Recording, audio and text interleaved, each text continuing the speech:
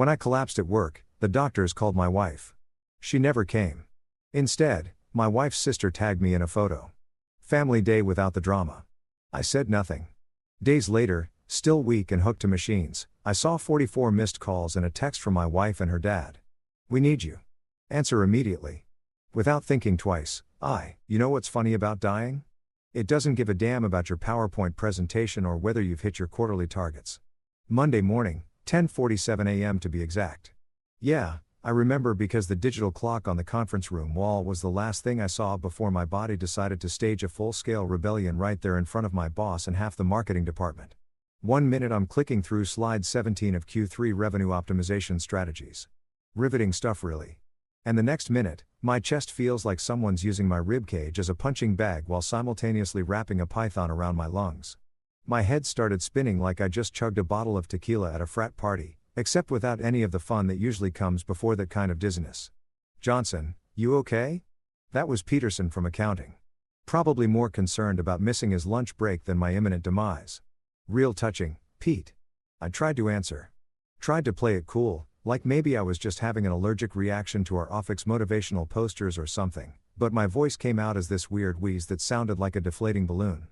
Then the floor, that ugly beige carpet we'd all been complaining about for 3 years, suddenly rushed up to meet my face with the enthusiasm of a golden retriever. Lights out. When I came to, I was staring up at those god-awful fluorescent hospital lights that make everyone look like extras in a zombie movie. You know, the ones they flicker just enough to make you question your sanity and cast shadows that would make a funeral director jealous. My chest felt like someone had parked a small car on it and there were more wires attached to me than a Best Buy display model. "Welcome back," said this nurse with kind eyes and scrubs covered in cartoon cats. "Because nothing says professional medical care like Hello Kitty, right? You gave us quite a scare there, hon. You're lucky to be here." Lucky? Yeah. That's exactly how I felt lying there looking like a human Christmas tree with all those monitor wires. Real blessed. Then came Dr. Martinez, or was it Gonzalez? Hell, my brain was still doing somersaults. So, let's just call him Dr. Serious Face. Guy had that look that doctor's perfect in medical school. The one that says, "I'm about to deliver news that'll make your insurance premiums look like pocket change." "Mr. Johnson, you've suffered what we call a cardiac event," he said, consulting his clipboard like it held the secrets of the universe. "A serious one. Your heart essentially said nope and took an unscheduled vacation." Cardiac event. Got to love medical terminology. They make it sound like your heart threw a surprise party instead of nearly killing you. But I got the message loud and clear. I've had a heart attack at 34, which is about as appealing as finding out your favorite restaurant has been serving wrap burgers. "We've contacted your emergency contact," Dr. Siri Face continued. "Your wife Clara, she should be here soon." Should be. Those two words hung in the air like a bad smell. Clara should be here. My wife of 6 years, the woman who promised to love me in sickness and in health. Remember that little Jim from the wedding vows? Should be rushing through those hospital doors right about now, probably crying and clutching a teddy bear or some flowers she grabbed from the gift shop. But here's the thing about should be. It's about as reliable as a chocolate teapot. Night 1, nothing. No Clara bursting through the door. No frantic phone calls asking about my condition. Just me, the beeping machines, and a steady rotation of nurses who kept checking if I needed anything. Yeah, I needed something. All right. I needed my wife to give a damn that I'd nearly shuffled off this mortal coil. I kept staring at my phone like some lovesick teenager, willing it to buzz with a text, a call. Hell, even a carrier pigeon would have been something.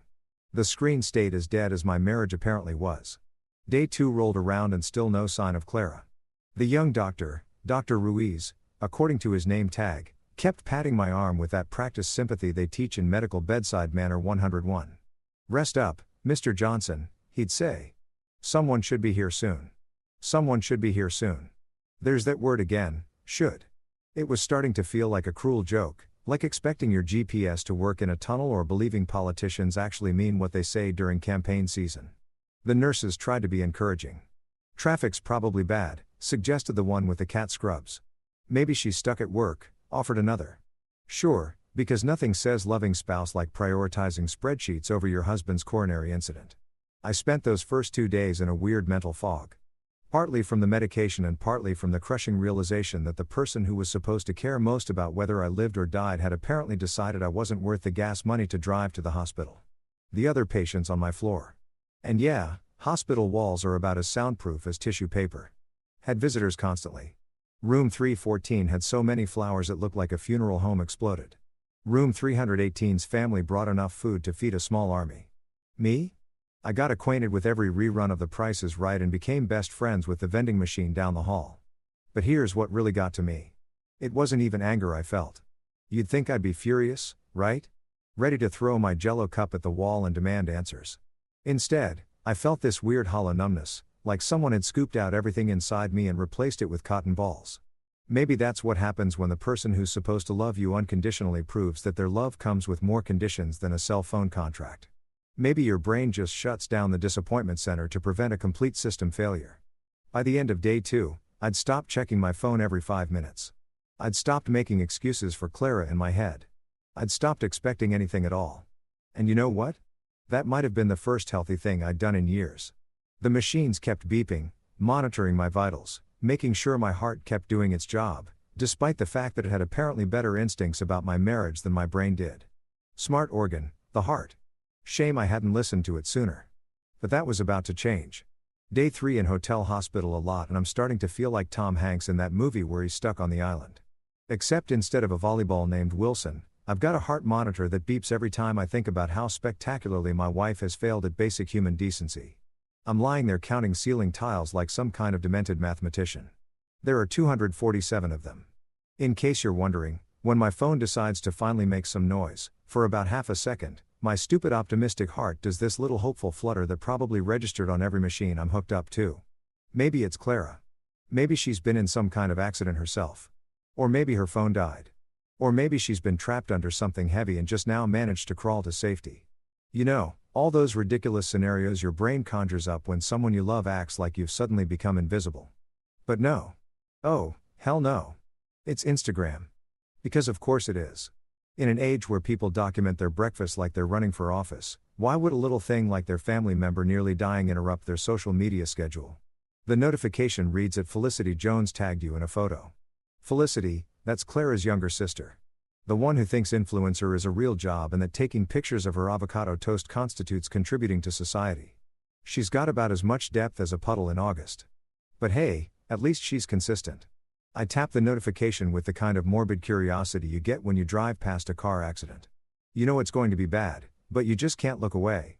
And there it is in all its filtered Valencia-tinted glory. A perfect little family tableau that looks like it came straight out of a Hallmark commercial. There's Felicity, blonde hair catching the sunlight just so, wearing one of those flowy sundresses that probably cost more than my monthly car payment. Next to her is Clara, my wife. Remember her? Looking radiant and carefree in a way I haven't seen in months. But wait, there's more. Because standing behind them like some kind of suburban patriarchal statue are Clara's parents, Robert and Margaret. Robert's got his arm around Margaret. Both of them beaming with the kind of joy you'd expect from people who just won the lottery, not people whose son-in-law is currently cosplaying as a human pin cushion in the cardiac unit. The setting is picture perfect, too, because of course it is. They're at Clearwater Lake about 2 hours north of the city. The place where Clara and I had our first anniversary picnic. Remember that, honey? When we were still pretending we liked each other. There's a red checkered blanket spread out on the grass. A wicker basket that probably came from some boutique that charges $50 for a rustic charm. And enough gourmet sandwiches and artisanal beverages to feed a small European country. The caption. Oh, the caption is where Felicity really shows her true colors in her signature mix of basic girl aesthetic and casual cruelty. She's written Family Day. Without the drama too heart sparkles, sometimes you need to surround yourself with people who lift you up. #blessed #family time #no filter needed #AcheLife #drama free. But here's the real kicker. The thing that makes me want to rip these heart monitor wires off and use them to strangle someone. They tagged me. Actually tagged me in this monument to their collective sociopathy. Like they wanted me to see it. Like they wanted me to know that while I was lying in a hospital bed, wondering if my ticker was going to give up the ghost permanently, they were out there living their best life without the inconvenience of my near-death experience cramping their style. I stare at this digital middle finger for a solid 5 minutes. My brain trying to process what I'm looking at. The timestamp says the photo was posted about 2 hours ago, which means they were out there having their little family bonding session right around the time Dr. Ruiz was explaining to me that I'd need to make some significant lifestyle changes if I wanted to see 40.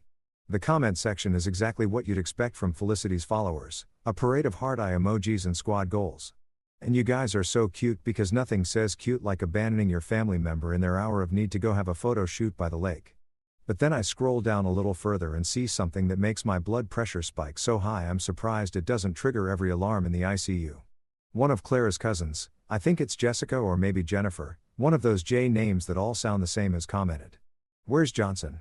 Faced with tears of joy. And Felicity, sweet, thoughtful Felicity, has responded with a laughing crying emoji and the words, "He's taking some time to work on himself." Flexed biceps were supporting his journey. Folded hands. My journey. My journey. Like I chose to have a heart attack. Like I decided, you know what would be fun? Let me nearly die on a Monday morning and see if anyone gives a screenshot the whole thing, because at this point I'm collecting evidence like I'm building a case, though I'm not sure what kind of case you can build against people for being heartless pieces of human garbage. Is there a court for crimes against basic decency? Can you sue someone for being a sociopath with a smartphone? The worst part, and there are so many parts to choose from, it's like a sampler platter of awful, is that I can picture exactly how this went down. Clara probably got the call from the hospital while she was getting ready for work. Maybe she paused for a whole 30 seconds, considering whether she should come check on her husband, who just had a cardiac event. Then Felicity probably called with some crisis about her boutique or her latest social media strategy. And suddenly, my medical emergency became this inconvenient speed bump in their family fun day planning. I can hear the conversation now. "Oh my God, Clara, we can't cancel our late day because Johnson had some kind of episode. He's probably fine. You know how dramatic he gets. Besides, this is the perfect lighting for my feed. And Margaret brought those cute vintage mason jars. And Clara, my dear wife Clara, probably nodded along because God forbid she miss out on being part of Felicity's latest attempt at Instagram fame, because that's what really matters here. Making sure the family brand stays strong while the actual family member withers away in a hospital bed. The ache in my chest isn't just from the heart attack anymore. It's something deeper, something that makes the physical pain feel like a paper cut compared to the realization that the people I thought loved me have been treating me like an optional side character in their lives. I set my phone down and stare back up at those ceiling tiles, but now I'm not counting them. I'm thinking about how sometimes the universe has a funny way of showing you exactly where you stand with people. Sometimes it takes nearly dying to realize that to some people, you were never really living in their world anyway. Something inside me shifts that day. Not breaks. Breaking would be too dramatic, too sudden. It's more like something just shuts down quietly, permanently. For days into my involuntary station at St. Mary's Hospital for the emotionally and physically broken, I'd settled into what the staff probably called acceptance, but what I preferred to think of as strategic numbness. You know that feeling when you've been punched in the gut so many times that your body just stops registering the pain? Yeah, that's where I was living now. In the sweet, sweet land of emotional anesthesia, where Instagram posts about family picnics and absent wives couldn't touch me because I'd officially run out of to give.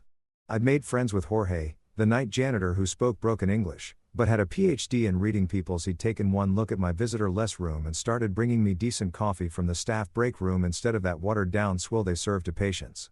We didn't talk much, language barrier and all, but sometimes the best therapy is just having someone acknowledge that your situation sucks without trying to fix it or explain it away. Dr. Ruiz had been checking on me more frequently, too. Probably because he'd noticed that my emergency contact was about as reliable as a chocolate teapot. He'd started asking careful questions about my support system at home, which is medical speak for why the hell is nobody visiting this poor bastard. I'd gotten pretty good at deflecting those conversations with jokes about being a social butterfly who just preferred his alone time. Real convincing stuff. But then my phone decided to have a goddamn seizure. I was half asleep, drifting in that weird hospital twilight zone where the morphine makes everything feel like you're watching your life through someone else's eyes when the buzzing started. Not just one buzz or two, but this relentless angry vibrating that sounded like a pissed-off wasp trapped in a mason jar. At first, I thought it was one of the machines malfunctioning. Wouldn't be the first time some piece of medical equipment decided to throw a tantrum while I was connected to it.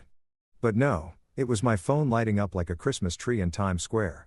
Except instead of spreading holiday cheer, it was broadcasting what looked like a full-scale panic attack from area code 847. 44 missed calls. 44. I counted them twice because surely that couldn't be right. Who the hell calls someone 44 times in the span of 2 hours? The answer apparently was my loving wife and her dear old dad, Robert. You know, the same people who'd been too busy having lakeside picnics to check if I was still breathing for the past 4 days. But now, apparently, they needed me with the urgency of a SWAT team responding to a hostage situation. The calls had started around 2 p.m. and just kept coming like some kind of digital tsunami. Clara, Robert, Clara, Robert, Clara again. A perfect ping-pong match of desperation bouncing back and forth between the two people who'd apparently just remembered I existed.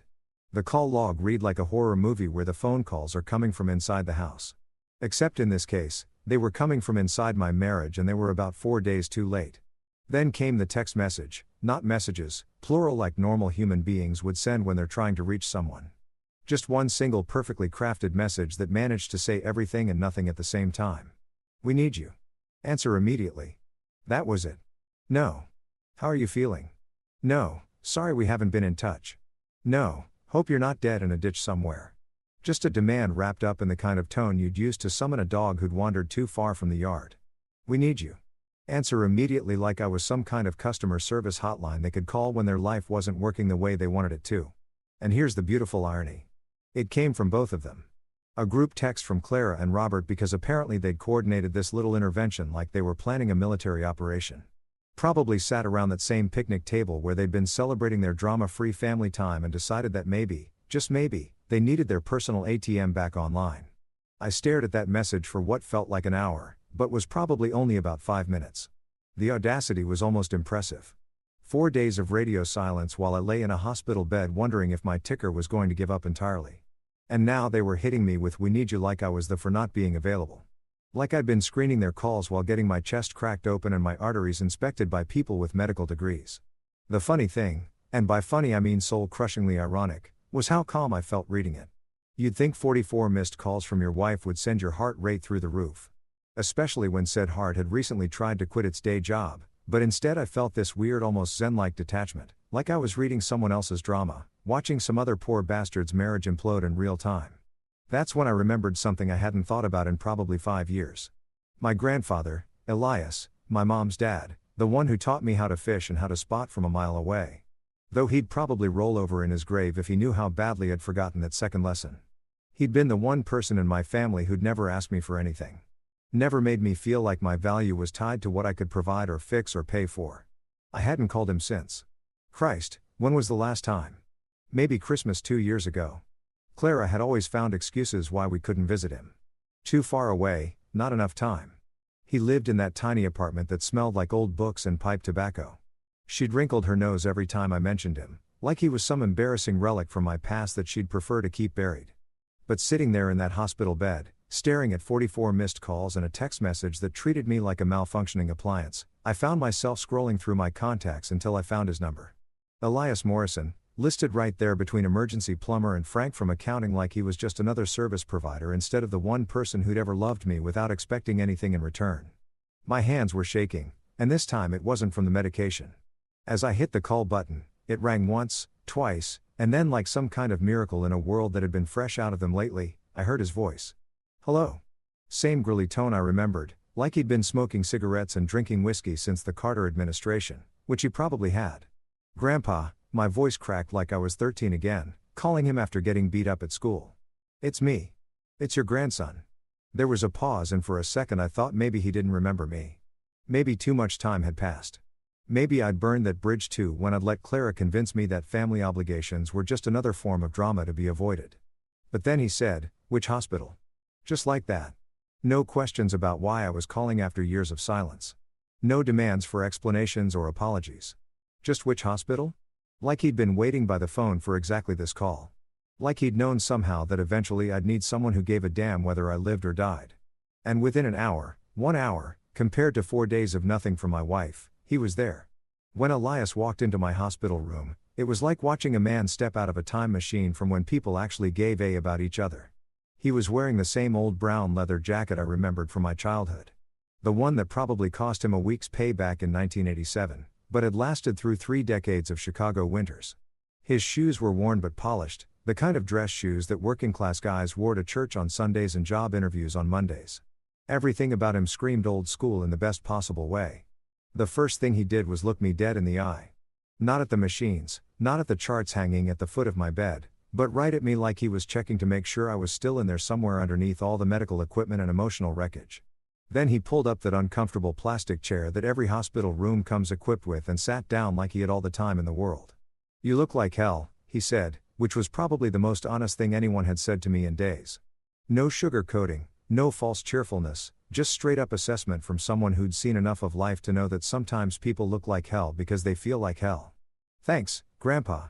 Really know how to make a guy feel better about his near-death experience? He chuckled.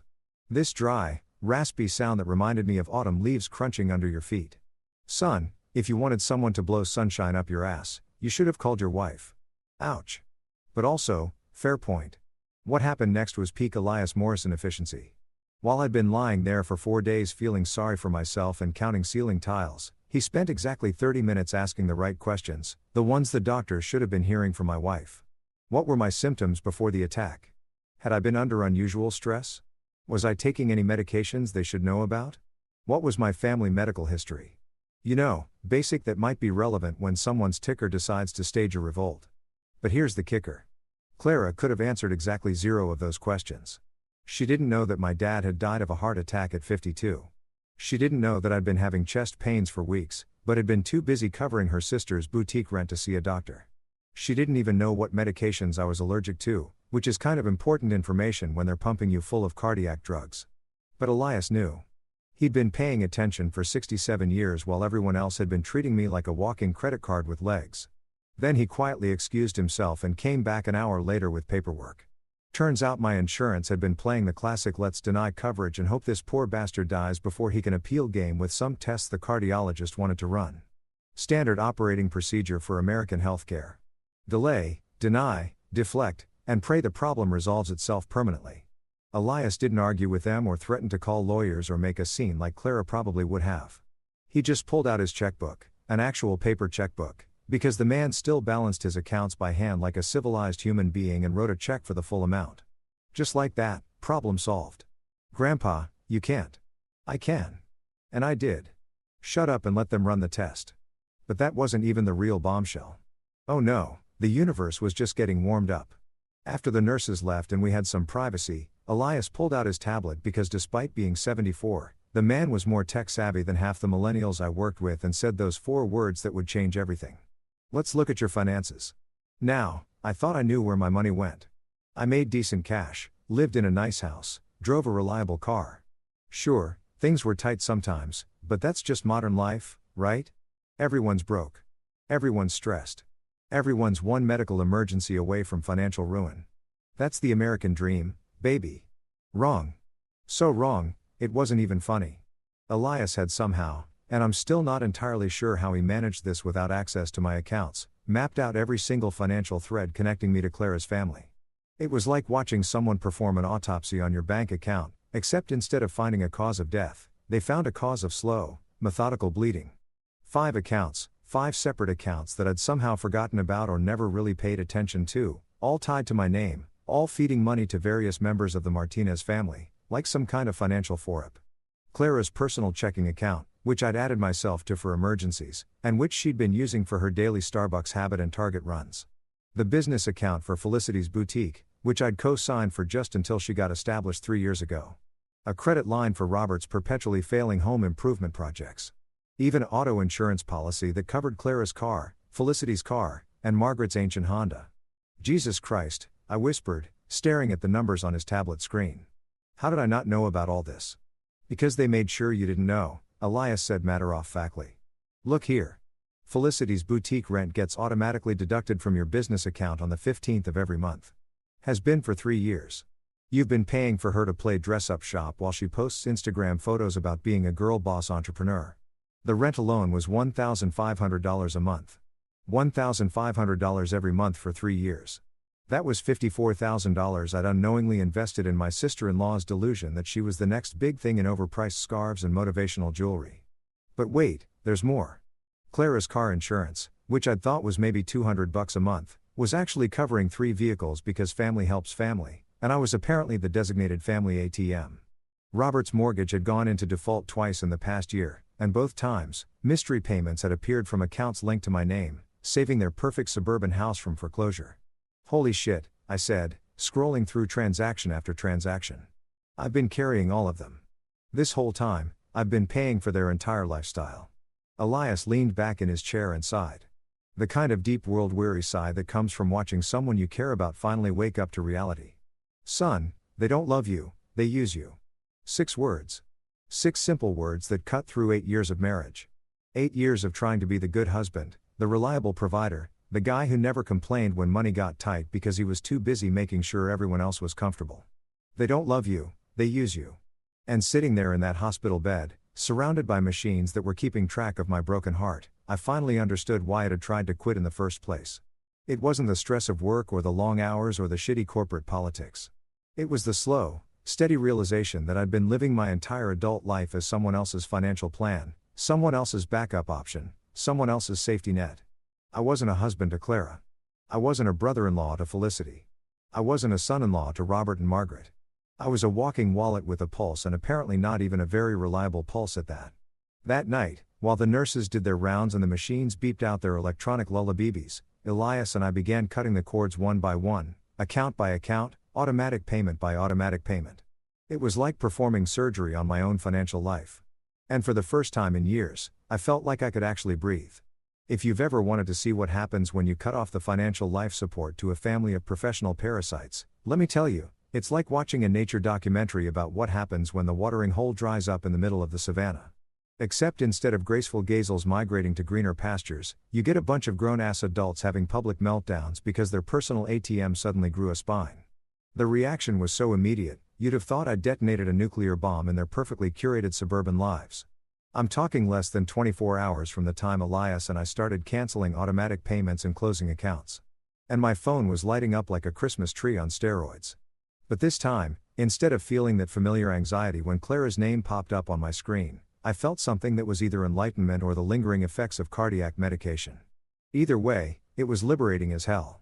Clara's voicemail came first, and oh boy, was it a masterpiece of entitled indignation wrapped up in that fake concerned wife voice she'd perfected over the years. You know the tone, the one that sounds like she's talking to a particularly slow child who's just colored outside the lines for the 100th time. I don't know what kind of game you think you're playing, she started, because apparently having a heart attack and nearly dying was just me being dramatic for attention, but cutting off the accounts. Really, that's your solution? I don't know what's gotten into you, but this isn't the way to handle whatever midlife crisis you're having. You're being incredibly selfish right now, and frankly, it's embarrassing. I've been trying to give you space to deal with your issues, but this is crossing a line. Call me back. We need to talk like adults. Like adults, right? Because nothing says adult conversation like completely ignoring your spouse for 4 days while he's in the hospital and then lecturing him about responsibility when the money stops flowing. The sheer audacity was almost impressive, but Clara's voicemail was just the opening act. The real show started when Felicity's text came through, and I swear to God, it was like watching someone's entire personality collapse in real time. No cutesy emojis, no inspirational quotes, no hashtags about being blessed and grateful. Just raw, unfiltered panic from someone who just realized their entire business model was about to implode. My account balance is $19. Fix this. That was it. No. How are you feeling? No. Hope you're recovering well. Just a bank balance and a demand like I was customer service for her life. $19. That's what 3 years of playing entrepreneur had gotten her without daddy-in-law bankrolling the whole operation. $19 in a boutique full of scarves that probably cost more to make than they'd ever sell for. The beautiful irony wasn't lost on me. This was the same woman who'd been posting Instagram stories about building an empire and living that boss babe life while I'd been unknowingly covering her rent, utilities, insurance, and probably her daily iced coffee habit. Now she was down to grocery money, and suddenly I was supposed to drop everything and fix this. Like her financial incompetence was somehow my emergency. But wait, there's more. Because Robert, dear old Robert, who'd been too busy enjoying his drama-free family picnic to visit his son-in-law in the hospital, decided to chime in with his own special brand of guilt trip masquerading as fatherly wisdom. You're destroying everything we built together. This family has been through enough without you throwing some kind of tantrum because you had a health scare. We're all here for you, but you have to meet us halfway. You can't just burn everything down because you're upset. Everything we built together. Let that marinate for a minute. According to Robert, the man who'd contributed exactly $0 and even less emotional support to any aspect of my life. We had built something together. Apparently, my money and their spending habits constituted some kind of collaborative effort that I was now selfishly destroying by having the nerve to control my own finances. And the health scare comment, chef's kiss, nothing minimizes a cardiac event quite like calling it a scare. Like, I'd been startled by a spider instead of having my heart literally try to quit its day job. Real sensitive stuff from the man who couldn't be bothered to visit me in the hospital, but could find time to lecture me about family loyalty via text message. But here's where it gets really good. And by good, I mean so pathetically predictable that I actually started laughing in my hospital bed, which probably made the nurses think the morphine had finally kicked in properly. Within 48 hours of the money getting cut off, Clara's family went from family day without the drama to full-scale social media meltdown mode. They posted a video, an actual honest-to-God video of their house, completely stripped bare after an eviction notice. Empty rooms, boxes scattered around. That particular brand of chaos that happens when the sheriff shows up and gives you 24 hours to get your together. Felicity was behind the camera, and you could hear her voice shaking as she filmed room after room of their former middle-class paradise. They took everything, she narrated like she was documenting some kind of natural disaster instead of the completely predictable consequences of their own financial irresponsibility. Everything we worked for, everything we built, gone. The caption was even better. They took everything. Guess who let them? With a broken heart emoji and tags for family support groups as if they were victims of some cosmic injustice instead of people who'd been living beyond their means for years on someone else's dime. But here's the thing that really got me. The thing that made me realize just how deep their delusion ran. They genuinely seemed to believe that the bank had stolen their house. Like some mustache-twirling villain in a black hat had shown up and arbitrarily decided to ruin their lives for shits and giggles. They were playing the victim so hard you'd think they'd been struck by lightning instead of being served an eviction notice for not paying their mortgage. Except I knew the truth. Thanks to Elias and his magical tablet of financial revelation, I knew exactly where their mortgage payments had gone for the past year. Robert had been using the mortgage money to fund Felicity's boutique inventory and Margaret's medical bills. They'd been robbing Peter to pay Paul. Except Peter was their own housing security. And Paul was a failing business that sold overpriced accessories to women going through their own midlife crisis. The bank hadn't stolen their house. They'd gambled it away, lost, and then acted shocked when the house always wins. They'd taken a perfectly good suburban home, paid for incidentally with a down payment that came from yours truly as a wedding gift to Clara, and turned it into collateral for their daughter's entrepreneurial fantasies. And now they wanted me to feel guilty about it. They wanted me to see that video of their empty house and their crocodile tears and rush back into the fold with my checkbook open and my mouth shut, ready to fix everything like I always had before. But lying there in that hospital bed, watching their perfectly orchestrated pity party play out on my phone screen, I felt something I hadn't felt in years. Absolutely nothing. No guilt, no obligation, no desperate need to swoop in and save the day. Just a calm, clear understanding that this was what accountability looked like when it finally caught up with people who'd been avoiding it their whole lives. You know that moment in horror movies when you think the monster is finally dead and then its hand shoots up through the dirt for one last scare? Yeah. Well, welcome to my life where the monster was my wife's family and they were about to pull some next level psychotic that would make Stephen King proud. I was actually starting to feel human again. The docs had cleared me for discharge in a couple days. My chest wasn't feeling like someone had parked a semi on it. And for the first time in years, I was sleeping through the night without my brain spinning through endless lists of bills and obligations and who needed what money went. Turns out when you're not financially responsible for 4 other adults and their various catastrophes, life gets a lot less stressful. Who knew?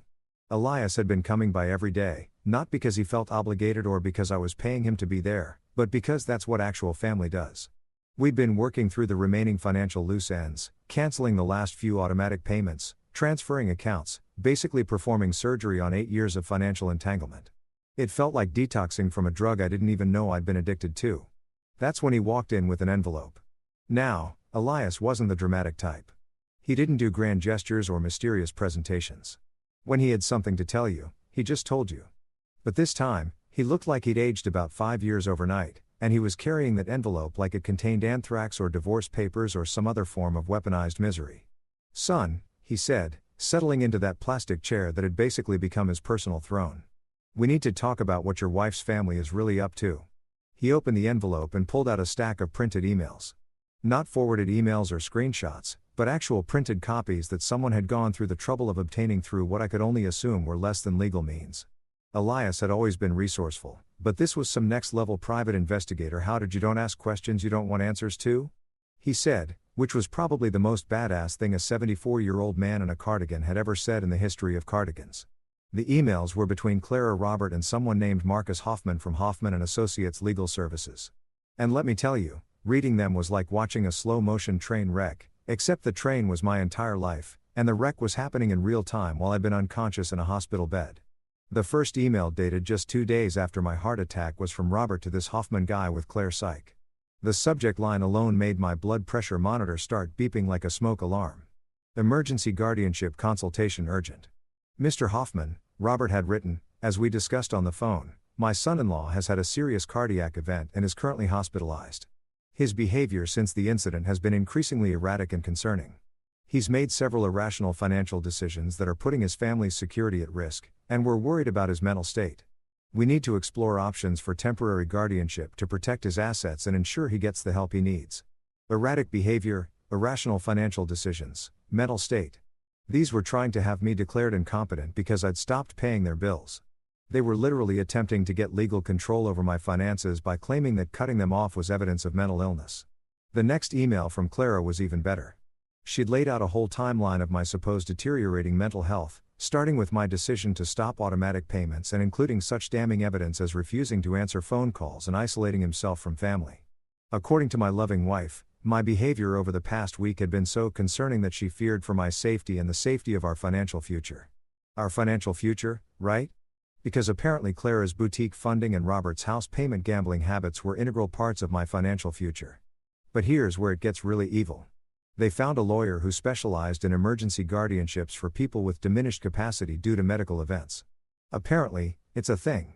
When someone has a stroke or severe illness or say a cardiac event, concerned family members can petition the court to take control of their finances if they can prove the person isn't thinking clearly. The lawyer had laid out the whole strategy in his response email. They'd need medical documentation of my heart attack, witness statements about my erratic behavior, and evidence that I was making financial decisions that went against my established patterns. The goal was temporary guardianship. Just long enough to restore financial stability and ensure proper medical care. Translation: just long enough to get back control of my bank accounts and credit lines so they could continue bleeding me dry while I recovered from nearly dying. This is their nuclear option, Elias said, watching me read through email after email of their carefully planned scheme. When the crying and guilt trips didn't work, when the social media pity party didn't bring you running back with your checkbook open, they decided to just take legal control. I kept reading, my hands shaking, and this time it wasn't for medication or heart problems. It was pure concentrated rage. They'd spent more time planning this legal maneuver than they'd spent visiting me in the hospital. They'd put more effort into researching guardianship laws than they'd put into asking how I was feeling or whether I was going to live through this. The most insidious part was how legitimate they'd made it sound. Reading their emails, you'd think they were genuinely concerned family members trying to help a beloved relative who'd clearly lost his mind after a traumatic medical event. They'd even found character witnesses, Margaret's sister, who barely knew me, and some neighbor who'd apparently noticed that I'd been withdrawn and antisocial lately. Withdrawn and antisocial? Yeah. Probably because I'd been working myself into a heart attack to pay for everyone else's lifestyle, while my wife treated me like an inconvenient roommate who occasionally provided money. But the cherry on top of this sundae was Clara's final email to the lawyer. We just want what's best for him. He's not thinking clearly right now, and we're worried he's going to destroy everything we've worked so hard to build together. If we can just get temporary control until he's stable again, we can make sure he gets the help he needs and protect our family's future, our family's future. There it was again, that beautiful delusion that their financial security was somehow my responsibility, that their poor decisions were my emergency, that their comfort was worth more than my autonomy. They were going to have me declared mentally incompetent so they could legally steal my money. They were going to use my heart attack, the medical emergency they'd been too busy to acknowledge, as evidence that I couldn't be trusted to manage my own finances. They were going to turn my recovery into their opportunity. The hearing scheduled for next week, Elias said quietly. They filed the petition yesterday. I looked up from the emails and for a moment I couldn't speak. The sheer scope of their betrayal was breathtaking. These weren't just greedy relatives trying to guilt me into opening my wallet again. These were people who were willing to have me declared legally incompetent to destroy my reputation, my autonomy, my basic human dignity just to keep their money train running. What do we do? I asked, though I already knew Elias wouldn't have brought me this information without having a plan. He smiled then, and it wasn't a nice smile. It was the smile of a man who'd been around long enough to know exactly how to fight dirty when the situation called for it. We get ahead of this, he said, pulling out his phone. I've already called your lawyer. By tomorrow morning, you'll have cease and desist orders filed against all of them.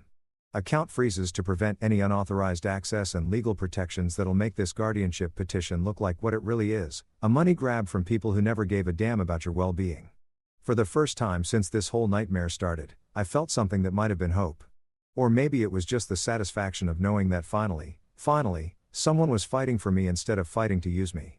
When the legal nuclear option failed, because apparently having a lawyer who actually gave a about his client is more effective than having a lawyer who specializes in elder abuse disguised as family concern. Clara's clan decided to pivot to their backup plan.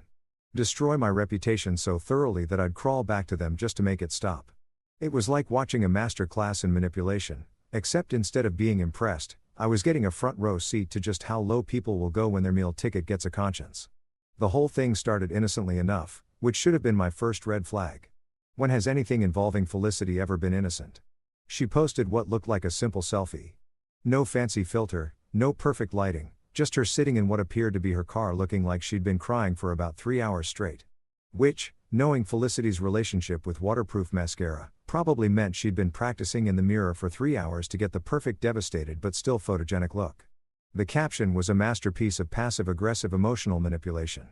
Sometimes the people we love the most are the ones going through the hardest times. When someone you care about is hurting, they might lash out at the people trying to help them. All we can do is send love and hope they find their way back to the family that's always been there for them. #family first #loved ones #p praying for healing.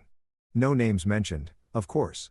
Felicity was way too smart to come right out and say, my brother-in-law is having a psychotic break and destroying our family.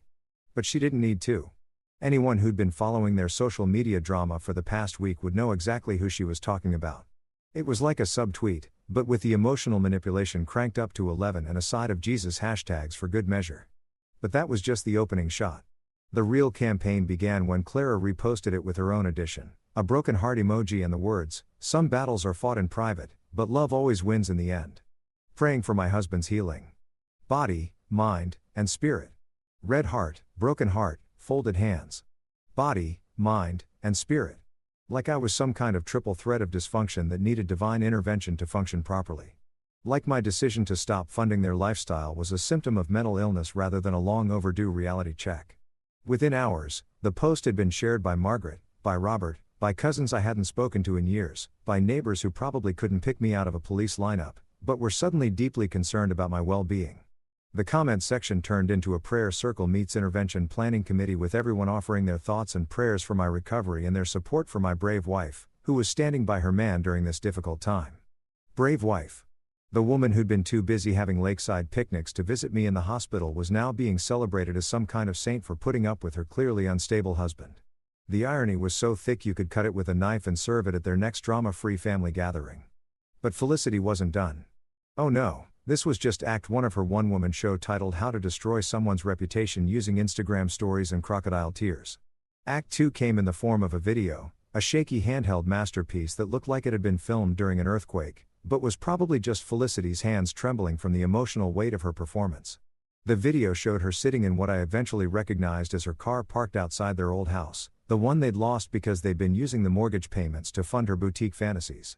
Piano music played softly in the background because nothing says genuine emotion quite like a carefully curated soundtrack. I don't usually do this, she began, her voice breaking in exactly the right places. But sometimes you have to speak your truth, even when it's hard. Sometimes loved ones lash out when they're hurting. Sometimes the people we're trying to help the most are the ones who push us away the hardest. She paused here, wiping away a perfectly timed tear that had somehow managed not to smudge her makeup. Professional level emotional manipulation right there. We've all been through so much lately as a family, she continued. And when someone you love is struggling when they're dealing with health issues and stress and all the things that life throws at us. Sometimes they make decisions that hurt the people who love them most. But that doesn't mean you stop loving them. That doesn't mean you give up on them. Health issues and stress, right? Because having a heart attack because you've been working yourself to death to pay for other people's poor financial decisions is just stress. Because cutting off their access to your bank accounts after they've been bleeding you dry for years is just a symptom of not handling pressure well. The video went on like that for about 5 minutes. Felicity painting herself and her family as the long-suffering victims of my inexplicable cruelty, hinting just enough at my health issues to make it clear that I wasn't thinking straight, but never quite saying anything that could be used against her legally. It was like watching a politician give a non-apology apology, except instead of a sex scandal, It was about me having the audacity to control my own finances. Clara reposted the video with another broken heart emoji and the caption, "My heart breaks for our whole family right now. Praying for healing and restoration. Broken heart folded hands # standing in faith." And just like that, the narrative was set. I wasn't a man who'd nearly died and then discovered that his wife's family had been systematically draining his finances for years. I was a sick man who was lashing out at the people who loved him most. I wasn't someone who'd finally grown a spine and started setting boundaries. I was someone who was struggling and making decisions that hurt the people who love him most. The response was immediate and exactly what they'd been hoping for. My phone started buzzing with texts from people I hadn't heard from in months, all wanting to check in and make sure I was okay. Cousins from Clara's side of the family, co-workers who'd seen the posts, even my old college roommate who'd somehow gotten tagged in the whole mess. "Hey man, saw Clara's post. You doing all right? If you need to talk, I'm here thinking of you during this difficult time. Let me know if there's anything I can do. Praying for your family. Hope you guys can work through whatever's going on." For a hot minute, I actually started to doubt myself. When you've got dozens of people reaching out with concern for your mental health. When your own wife is publicly praying for your healing. When your sister-in-law is making tearful videos about how worried she is about you, it starts to mess with your head. Maybe I was being too harsh. Maybe I was overreacting. Maybe cutting them off financially really was a sign that I wasn't thinking clearly. But then something beautiful happened. Someone, and I still don't know who, but I owe them a beer and possibly my firstborn child. Screenshot Felicity's old Instagram post. You know, the one from the family picnic. The one with the caption "Family Day without the drama." Some with face red heart # blessed # family time # lay cake life # no negativity. They posted it as a comment on Felicity's crying video with the simple caption "Interesting timing." And just like that, the whole house of cards came tumbling down because suddenly people started doing the math. Felicity posts about having a drama-free family day without me while I'm in the hospital. A week later, she's making videos about how much she loves and worries about me. Claire is celebrating my absence from family functions, then positioning herself as the devoted wife standing by her struggling husband. The screenshot spread faster than gossip at a church potluck. People started connecting the dots, asking questions, pointing out the timeline. The comments on their posts shifted from sympathy to suspicion. "Wait, wasn't he in the hospital when you posted that picnic picture? So, you were worried about him, but you didn't visit him? This is confusing. Are you supporting him or celebrating without him?" The internet, bless its chaotic heart, turned on them harder than a pack of wolves on a wounded deer. Sponsors started dropping Felicity's boutique faster than she could delete comments. Clara's job put her on administrative review after someone forwarded the whole social media saga to her HR department. Robert got asked to leave a client meeting when someone brought up that viral thread about the family trying to scam their son-in-law. Their perfect facade didn't just crack, it shattered completely, right there in public view for everyone to see. And the best part, they'd done it to themselves. All I had to do was sit back and watch as their own lies caught up with them as the internet's collective detectors started working overtime as their carefully crafted victim narrative fell apart under the weight of their own contradictions. Just when I thought Clara's family had exhausted their entire playbook of manipulation tactics, the guilt trips, the financial parasitism, the legal scheming, the public reputation assassination, they decided to pull out what I can only describe as their final boss move. It was like watching someone play their last card in a poker game, except instead of a royal flush, they were holding a joker, 2 threes, and a McDonald's coupon from 1987. I should have known something was coming when my discharge from the hospital went a little too smoothly. No dramatic last-minute appearances from Clara. No tearful reconciliation attempts. No final desperate phone calls from Robert about family loyalty and forgiveness. Just blessed silence from the Martinez clan while I packed up my few hospital belongings and prepared to start my new life as a man who controlled his own finances. It was almost peaceful, which should have been my first clue that the other shoe was about to drop. The letter arrived 3 days after I got home, delivered by certified mail because apparently this required a paper trail. The return address made my blood run cold. Robert Martinez written in that old-school cursive handwriting that only men of his generation still used, like he was personally delivering a declaration of war from 1952. The envelope was thick, not just a single sheet, but multiple pages of what felt like official documentation. For a paranoid moment, I wondered if they'd found some new legal angle, some obscure law that would let them seize my assets or force me back into their financial web. But when I opened it, what I found was somehow even more psychologically twisted than any lawsuit could have been. It was a will, Robert's last will and testament, handwritten on legal letterhead and notarized like it was some kind of sacred document instead of a piece of emotional blackmail disguised as estate planning. The handwriting was shaky. Whether from age, emotion, or just the sheer effort of crafting this particular piece of manipulation, I couldn't tell. The document itself was a work of art in the worst possible way. Robert had laid out the distribution of his estate.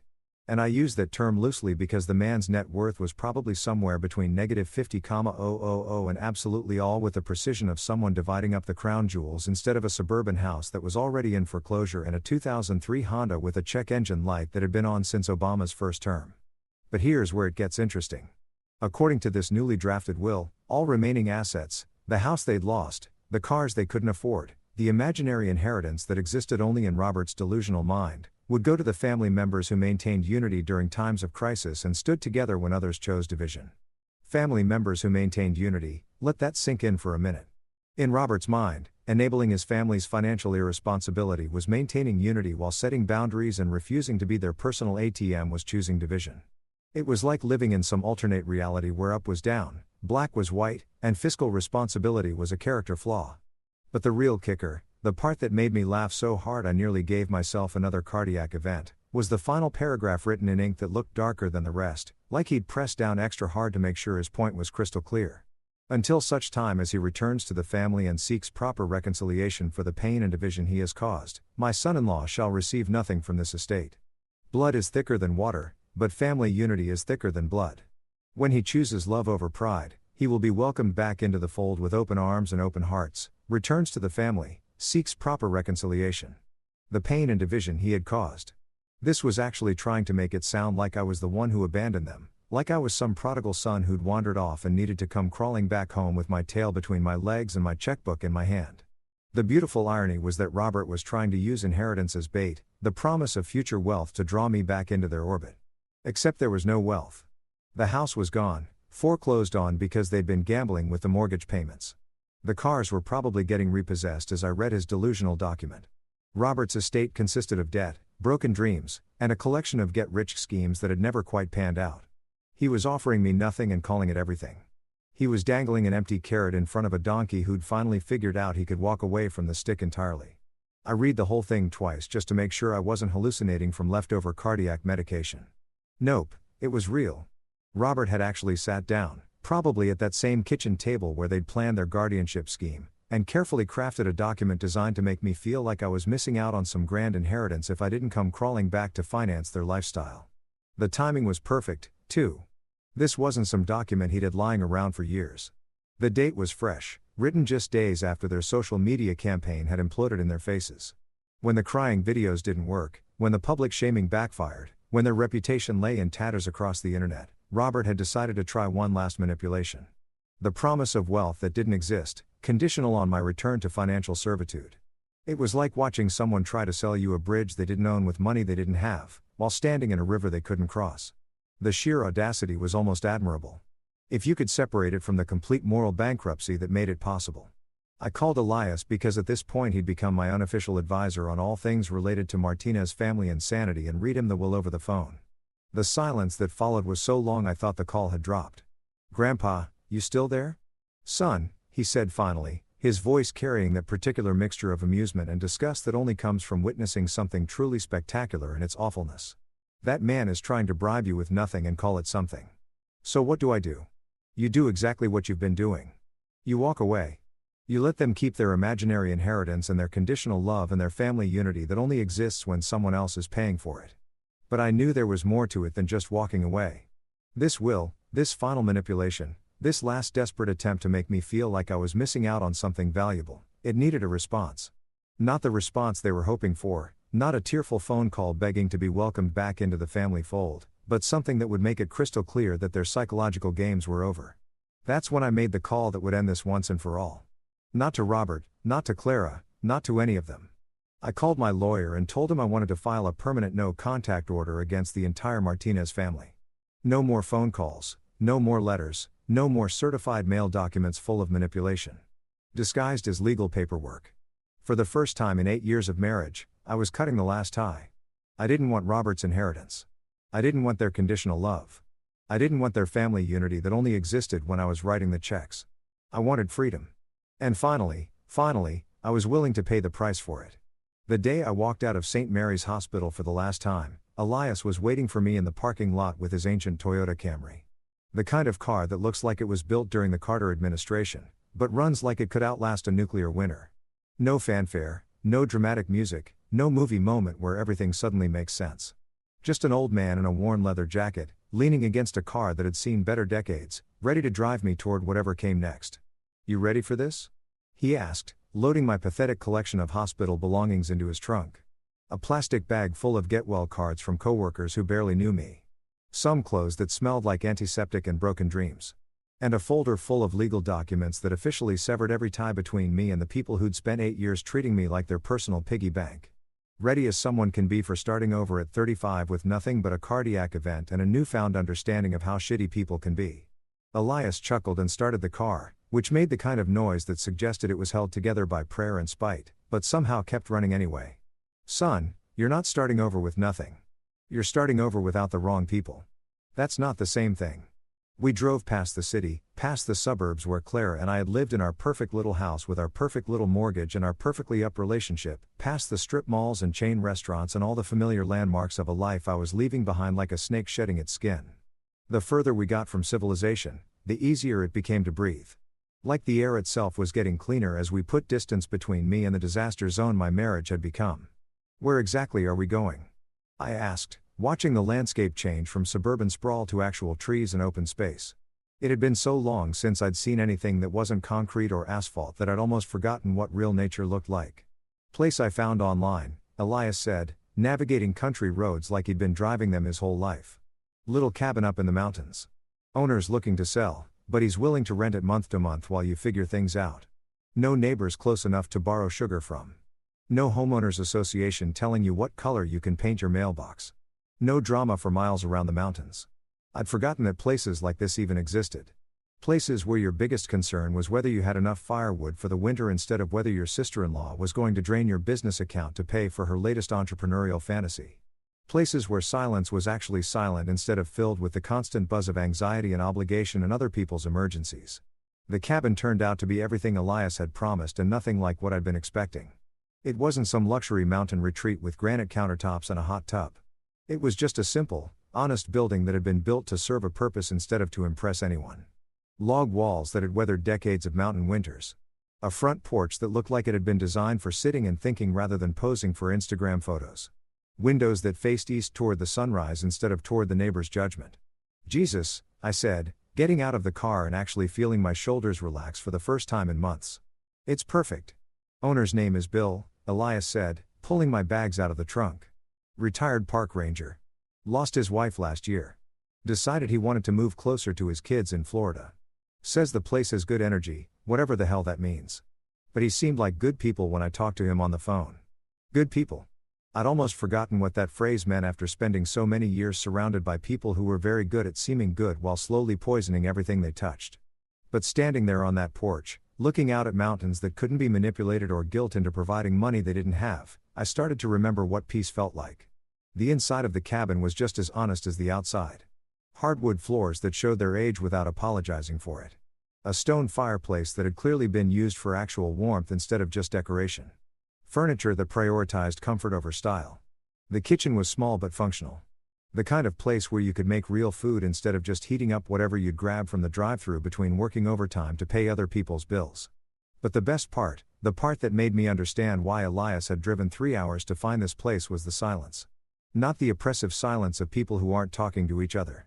Not the tense silence of waiting for the next crisis to explode, but actual honest-to-God peaceful silence. The kind of quiet where you could hear yourself think for the first time in years.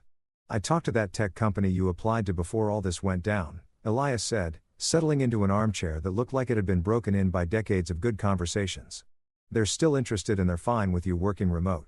40 hours a week instead of the 60 you were pulling before, better benefits, and nobody expects you to be available for emergencies at 3 o'clock in the morning. 40 hours a week. I'd forgotten that was even possible. For years, I'd been working every available hour, taking on extra projects and overtime shifts. Not because I loved my job, but because someone always needed money for something. Felicity's boutique inventory, Robert's home improvement disasters, Clara's shopping habits that seemed to expand to fill whatever budget was available. I'd been living like a hamster on a wheel, running faster and faster to keep up with other people's spending. The salary is less than what you were making, Elias continued. But when you're not supporting 4 other adults and their various catastrophes, you'd be surprised how far money can stretch. That first night in the cabin, I sat on the front porch and watched the sun set behind mountains that had been there long before my marriage and would be there long after Clara had moved on to her next victim. I made dinner in a kitchen that was mine, in a house where nobody expected me to solve their problems or finance their dreams or apologize for having boundaries. For the first time in 8 years, I went to sleep without setting 17 alarms or making mental lists of whose crisis I'd need to handle the next day. I just slept like a normal human being who wasn't responsible for everyone else's happiness and financial security. When I woke up the next morning, sunlight was streaming through windows that faced the mountains instead of the neighbor's drama, and I could hear birds instead of text message notifications demanding immediate attention and financial assistance. Elias was already up sitting on the porch with coffee and the newspaper, reading like someone who had all the time in the world because he'd learned the difference between urgent and important sometime around 1987. "Morning," I said, joining him on the porch with my own cup of coffee. Real coffee, not the emergency caffeine I'd been surviving on for years. Sleep good like the dead, which considering recent events, probably isn't the best analogy. He laughed, and the sound carried across the mountains like it belonged there, like peace was something you could hear when you got far enough away from the people who confused love with exploitation. 6 months into my new life, I developed what you might call a routine. If routines could be built around the radical concept of not giving a damn about other people's manufactured emergencies. I woke up when my body felt like waking up instead of when my phone started buzzing with demands for immediate financial assistance. I drank my coffee while watching the sunrise paint the mountains different shades of gold and purple instead of scrolling through text messages about whose rent was due or which bill had gone into collections this week. It was glorious. The remote job had turned out to be everything Elias had promised and more. 40 hours a week of actual work instead of 60 hours of work plus 20 hours of crisis management for people who confused poor planning with bad luck. My new colleagues treated me like a professional instead of a human ATM. And my boss had this crazy idea that work-life balance was actually important for productivity. Revolutionary stuff really. But the best part wasn't the job or the mountains or even the cabin that had become more of a home in 6 months than the house I'd shared with Clara had been in 8 years. The best part was the silence in my head. For the first time since I gotten married, I wasn't constantly calculating who needed what money when. Wasn't mentally juggling payment schedules and credit limits and emergency funds for other people's poor decisions. That's not to say Clara's family had given up entirely. Oh no, these people had the persistence of cockroaches and about the same level of shame. Every few weeks, someone would test the boundaries of the no-contact order like they were probing for weaknesses in a fortress wall. Usually, it came through distant relatives who'd been recruited as flying monkeys. Cousin Patricia would call to chat about family news and somehow work in a mention of how devastated Clara was about our separation. Uncle Mike would send a Facebook message asking if I'd heard about Robert's latest health scare. Nothing serious, just a convenient excuse to reach out and remind me that family was important. Clara's college roommate would leave a voicemail about how worried she was about both of us and how maybe we could all get together for coffee to work things out. The manipulation was so transparent, it would have been funny if it wasn't so pathetic. These people had turned guilt tripping into an art form, and they were throwing everything they had at the wall to see what would stick. The health scares, the financial emergencies, the carefully worded updates about how much they missed me and wanted me back in their lives. It was like watching a master class in emotional blackmail taught by people who'd never quite grasped that their student had graduated and moved on. My personal favorite was the Christmas card that somehow made it past my mail screening. A beautiful family photo. Clara, Felicity, Robert, Margaret, all gathered around a perfectly decorated tree in what looked like someone else's living room since they'd lost their house. Everyone was smiling, those forced holiday smiles that probably took 47 takes to get right. And the caption inside read, "Wishing you peace. Enjoy this holiday season. You're always in our thoughts and prayers. Love the Martinez family." The Martinez family like they were some kind of brand instead of a collection of individuals who'd spent years treating me like their personal financial planning service. The audacity was breathtaking. Really, they'd literally tried to have me declared mentally incompetent to steal my money, and now they were sending me Christmas cards about love and prayers. I showed the card to Elias, who'd taken to spending most evenings on my porch reading books and offering commentary on the various attempts to breach my psychological defenses. He looked at it for about 10 seconds, chuckled, and handed it back. "You know what this is, don't you?" he said, desperation disguised as holiday cheer bait. "They're fishing, seeing if you'll bite. Seeing if maybe enough time has passed that you've forgotten why you left in the first place." But here's the thing. I hadn't forgotten. If anything, The distance had given me perspective on just how toxic that whole situation had been. Living without constant demands for money had shown me what financial security actually felt like. Sleeping through the night without worrying about whose crisis would wake me up next had reminded me what peace was supposed to be. Having conversations that weren't thinly veiled requests for financial assistance had helped me remember what actual human connection looked like. The latest attempt had come just last week, delivered through Clara's therapist of all people. Apparently, Clara had been seeing someone to work through the trauma of her marriage ending because being cut off from someone else's bank account was apparently traumatic now, and the therapist had suggested that closure might be helpful for both of us. The therapist had called me directly, which should have been my first red flag. Professional boundaries aren't really that flexible, and therapists don't usually cold call their patients' arranged spouses to suggest family reunification sessions. But apparently, Clara had painted such a convincing picture of our marriage falling apart due to my health crisis and untreated trauma that this woman genuinely believed she was helping. "I understand you've been through a difficult time," the therapist had said. Her voice carrying that particular blend of professional concern and personal judgment that only comes from getting one side of a very complicated story. "Clara has been working very hard to understand her role in the breakdown of your relationship. And she's made significant progress in therapy. She's hoping that you might be willing to participate in a joint session to work toward healing and closure." Healing and closure, right? Because nothing says healing quite like sitting in a room with someone who'd spent years financially exploiting you while a therapist who'd only heard their version of events tried to facilitate a reconciliation that would inevitably end with me writing checks again.